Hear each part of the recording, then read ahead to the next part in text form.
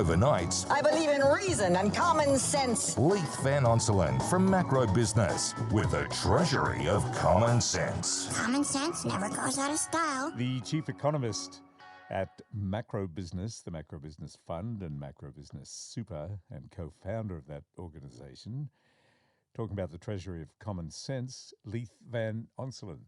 G'day, Leith. How are you? Yeah, good. Thanks, Mike. How about yourself?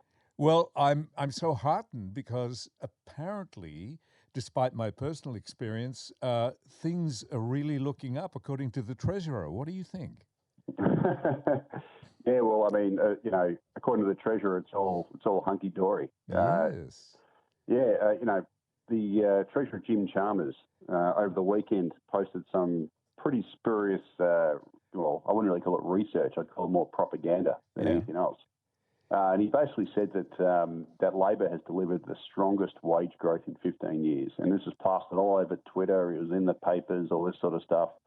And that Labor's basically getting wages moving and all that sort of stuff. And that, basically Australians' pay packets are going up. And it's only a true claim if you ignore inflation. Now, the thing about it is, Chalmers, when he was opposition Treasury spokesman, and obviously, during the Morrison government's reign, was always, very diligent in explaining the differences between nominal and real growth.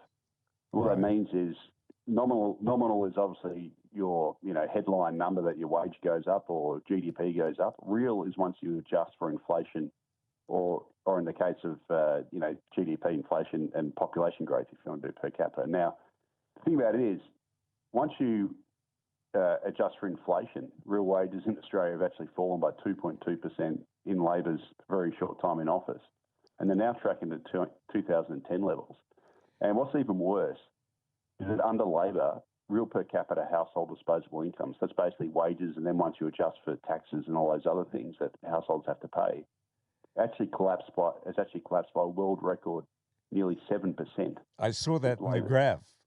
We are absolutely the worst when it's a calculation of what you can buy for what you get. What do we got here? Real household gross disposable income per capita, and Australia's there minus 5.1%. That's the drop, isn't it? Yeah. That's right. Well, it was minus 5.1% in the year to June, but then the national accounts actually goes the year to September, and it got even worse. Yeah. So basically in the five quarters that Labor's been in office, according to the national accounts, we've actually gone backwards by 6.7%, and that is the worst in the world. Now, the thing about it is, so effectively Australians have lost 12 years' worth of income growth under Labor because that's real pretty per capita stark, household isn't it? Income. Yeah. Let me ask you this. 2011 levels. Over the years, whenever I've heard about the GDP, I say, what does that matter to the bulk of the population? And then we get into per capita GDP, and that's a different thing altogether. But it just intrigues me, Leith, I know we all kind of take it with a grain of well-known salt when a politician makes some kind of a claim. But when there's this huge disparity between what a senior person in the government is saying and the real world situation, what do people do? I mean, it can't be good for anybody. It's just nonsense, isn't it? The real world is not reflected in the super spin that our Treasurer is trying to put on it. Absolutely not. Now, unfortunately, politicians, and this comes from both sides, and also, I've got to say the Australian Treasury and most economists, in fact, always talk about aggregate numbers. So what that means is they talk about the whole economic pie of Australia. And basically, listeners will remember before COVID hit, Australia was this so-called world record economy where we hadn't had a recession for around, over 20 years, and that was supposedly a world record. But the problem with it is, the main reason why Australia hadn't had a recession was because our population grew faster than just about every other country, through huge immigration intake. Now, once you actually strip out population growth, our per capita growth has been terrible. And we've had, several per capita recessions. And in fact, we're currently in a per capita recession whereby the economic pie, once you slice it up between the number of people, has actually shrunk for 3 consecutive quarters. But because we've had the highest population growth for immigration in Australia's history, we had 518,000 people last financial year alone.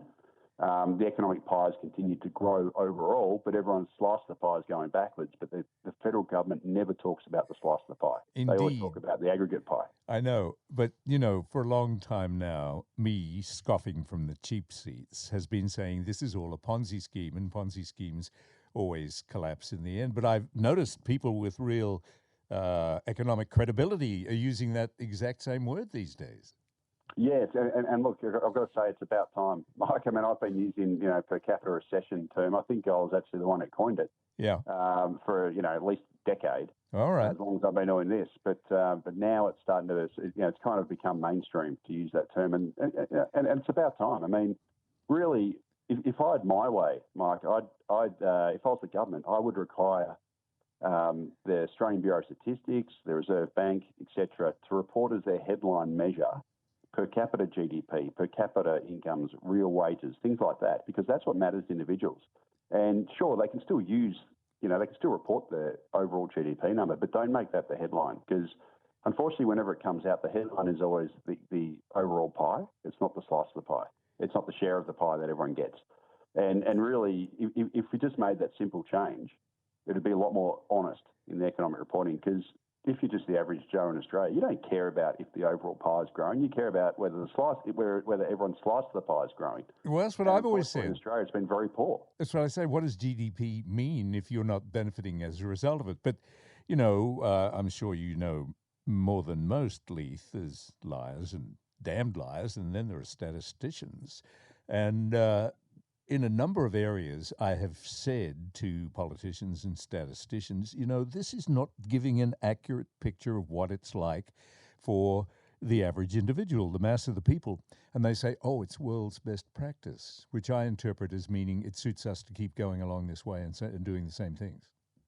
Yeah, well, I mean, to some degree it is. So basically the national accounts that the Australian Bureau of Statistics uses is basically an international standard. So all the statistical agencies use similar ways to account for the economy, but nowhere does it say that you must report as your headline number, as the one that most people watch, overall GDP. You can basically measure it the same way, but just make the headline per capita GDP. And if they did that simply, if that was the top of the ABS press release was per capita GDP rises this much or falls this much, I wouldn't have an issue to complain. But unfortunately, it's always Australian economy grows by 0.3%, last quarter. Yeah. When really it actually went backwards by about actually went backwards, and it's gone backwards for 3 consecutive quarters, but because we've just got this massive immigration-led population growth, the overall economy is growing, but everyone's share of the economy is shrinking. And it just doesn't make sense. But it brings with us so many problems. The cost of renting, if you can find a place to rent for a lot of people. Everything's overloaded. We don't have the infrastructure to support all these people that are coming in.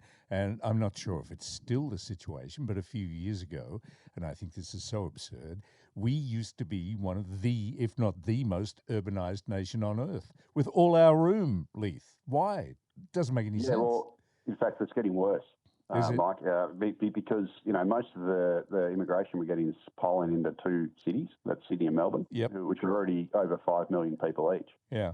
And unfortunately, what that means is both those cities are projected to grow to about 9 million people mid-century. And just to put that into perspective, at the turn of the century, Melbourne's population was 3.3 million, and Sydney's was about 3.6 or 7. Yes. And so effectively, you're looking at not quite a tripling, but pretty close, 2.5 times increase in size in pretty much 50 odd years. So what do you which think? Is just bananas. Oh, I agree, 100%. But what do you think ought to be done? Oh, look, first and foremost, we need to cut immigration significantly. So if, in the 15 years leading up to the pandemic, Australia's net overseas migration averaged about 220,000.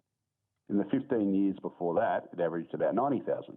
So effectively, in the mid-2000s, the federal government, in all its wisdom, decided, we've got these skills shortages. Gee, we better just massively ramp up immigration because that's what the business lobbies are telling us to do.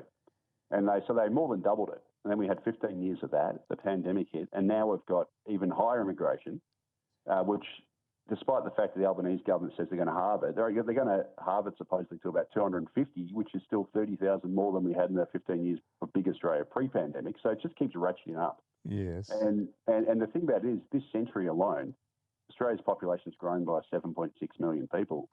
And most of that's come through migration, yet we've got worse skills shortages than ever. So the whole problem that it was supposed to solve, it never solved. Meanwhile, we've created a housing crisis. We're going to be short on water in the long term. Well, at the moment, obviously, we've had wet weather, but we're going to have a battery of desalination plants built everywhere. We're going to somehow have to, get the water pumped out to Western Sydney against gravity uphill through pipelines, which is going to cost billions of dollars. Basically, we're requiring our children and grandchildren to live in dog box apartments rather than houses. It's really a dilution of our quality of life. For what? Like, why are we doing this? And that is the policy going forward. Is basically Australia's population is projected to grow to over 40 million people in basically 40 years. And we're going to add basically Sydney, Melbourne, Brisbane, and Adelaide in just 40 years on top of what we've just had, which has been massive growth in the last 20 years. So, do you think people are going to cop it, or are we going to face significant social issues? Well, that's a good question. Unfortunately, it's kind of been this boiling the frog. So, the worst narrative that's developed in the last, ever since pretty much we come out of the pandemic is that the immigration we had pre-pandemic was quote unquote normal. We're going back to normal levels. There was nothing normal about that. Yeah. It was so much higher than what we had, historically, which was as I said, in the 15 years leading up to mid-2000s when we ramped it up, it was about 90,000 per year, and then it went up to 220 per year in the following 15 years, and now it's it's supposed to be 250 odd. So we simply just need to go back to these historical levels around about 100,000 a year, make it incredibly highly skilled space as well as the usual family stuff we have for partners. And we'll be hunky-dory. We'll be able to keep up, we'll be able to build enough houses for the population growth. We won't have this housing crisis. We'll put less stress on the environment. Our water supplies won't run out as quickly. We'll actually potentially have a possibility of achieving our net zero. I don't think we will, but it's going to be a hell of a lot easier with a smaller population than it will be with a bigger population, that's for sure. But it seems to me like it's going to be the usual reactive management, and on the way through, it's going to get pretty ugly for a lot of people.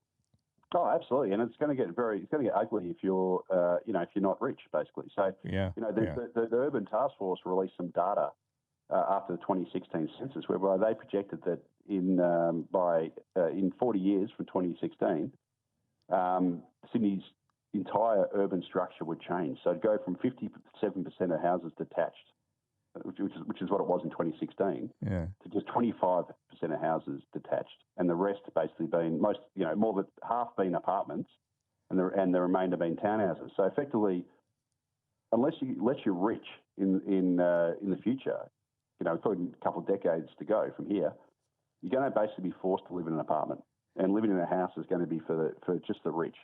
And that is not really a future I want for my children or grandchildren, but that's the future that's been foisted upon us. And it basically means that unless you're an elite, quote unquote, you're going to basically be living a much worse life than what I lived growing up with a backyard and, a nice quality of life.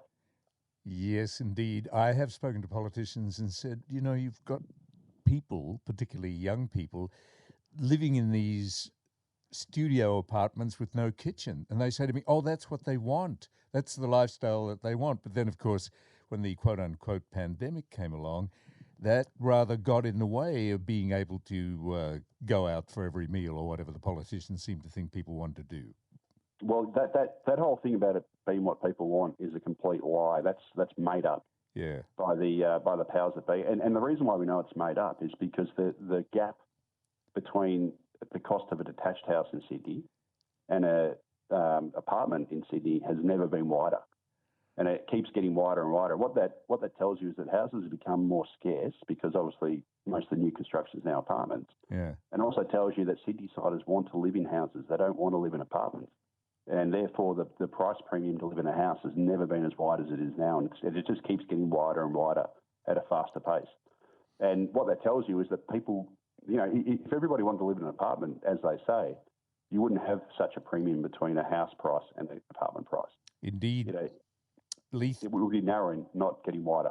Leith, appreciate your time and comments. Thanks for that. Yeah, no worries, Mark. Anytime. Okay. Leith Van Onselen, Chief Economist of the MB Fund, MB Super, and co-founder of MB Macro Business.